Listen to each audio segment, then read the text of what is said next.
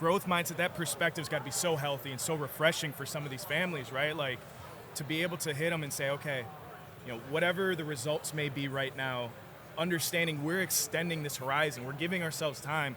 Whether you're a cub right now, a black bear, brown bear, grizzly bear, like whatever it is, like own that, be you. Yep. But then be able to put a flag down somewhere and be like, we can progress down this road and extend that. Personally, current NFL athlete, advice for current athletes that are looking to transition, whether it's into coaching, whatever avenue business might be, what's some advice that you've learned in coaching up grizzly bears and cubs and whatever type of bear that athletes are, and just finding that avenue and finding purpose in that? Yeah, I think it's a great question. I think what I would say to people like yourself, I was you just a couple of years ago, right? So it's pretty fresh. My transition is pretty fresh, both into my post-career, my job, broadcasting, media, whatnot, but also just in my everyday life with my family. I'm around a lot more. How am I challenging myself as a husband? How am I challenging myself as a parent? How am I challenging myself as a youth coach? And I would say, like, you're never going to, day one is never going to be as good as day 100, right? So again, what we try to preach to the kids, we have to kind of preach to ourselves too, right? Like, you aren't that finished product. The idea of just continue to challenge your own way of thinking, continue to take yourself outside of your comfort zone.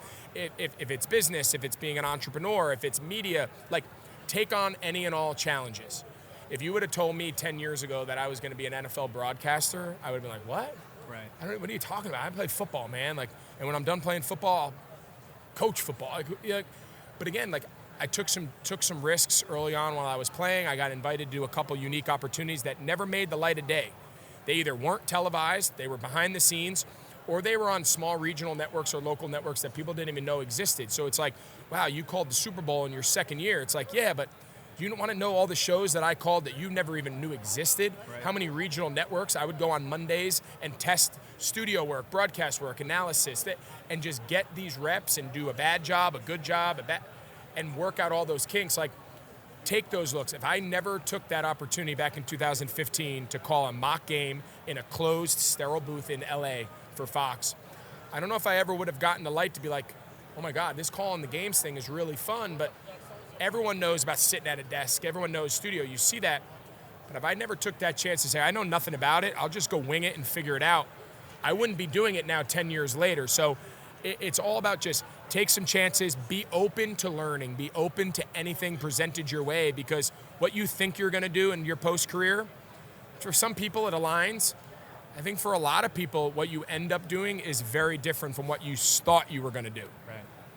Full circle moment, man. Humility, growth mindset, started there, ended there. Appreciate the time, dog. Appreciate you, man. We're happy to have you again. You think our future is bright.